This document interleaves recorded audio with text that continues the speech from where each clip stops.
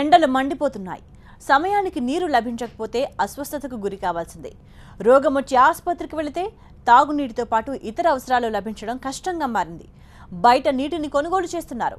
సకాలంలో నీరు లభించక రోగులు నీరసించిపోతున్నారు. ఈ సమస్య మరింత ముదిరే అవకాశం కనిపిస్తోంది.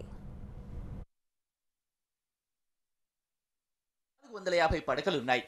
మరో 450 మందికి పైగా పేషెంట్ బంధువులుంటారు. వీరికి జలధార పథకం ద్వారా తాగునీటిని అందిస్తున్నారు. రూపాయి కాయిన్ ద్వారా రోగులకు నీటిని అందిస్తున్నారు. అయితే ఈ నీరు రోగులకు సరిపోవటం లేదు.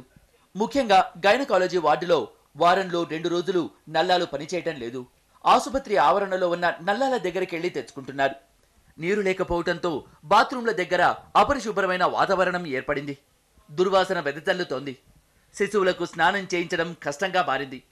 ఉదయం నుంచి రాత్రి వరకు పేషెంట్ బంధువులు బయటకు వెళ్లి నీటిని తీసుకొస్తున్నారు. మరోవైపు ఆసుపత్రి ఆవరణలో పందులు స్వైరవిహారం చేస్తున్నాయి. మంత్రులు, ఇతర ఉన్నతాధికారులు వచ్చినప్పుడు సిబ్బంది హడావిడి చేస్తున్నారు తప్ప మిగతా సమయంలో పట్టించుకోవటం లేదు. ప్రతిరోజు బయటకు వెళ్లి నీటిని కొనుక్కోవటం కష్టంగా మారిందని పేషెంట్ బంధువులు అంటున్నారు.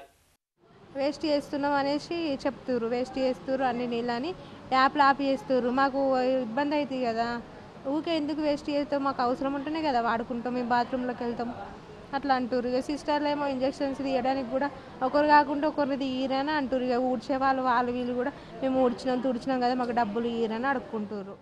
బాత్రూమ్లో అందులో నీళ్ళు లేవు, అందులో నీళ్ళు లేవు.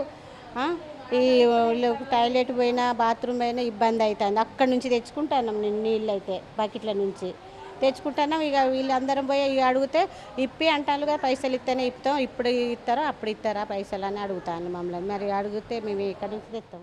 ఎండలు తీవ్రంగా ఉండటంతో పేషెంట్లతో పాటు చిన్నపిల్లలు ఇబ్బందులు పడుతున్నారని ఆవేదన వ్యక్తం చేస్తున్నారు.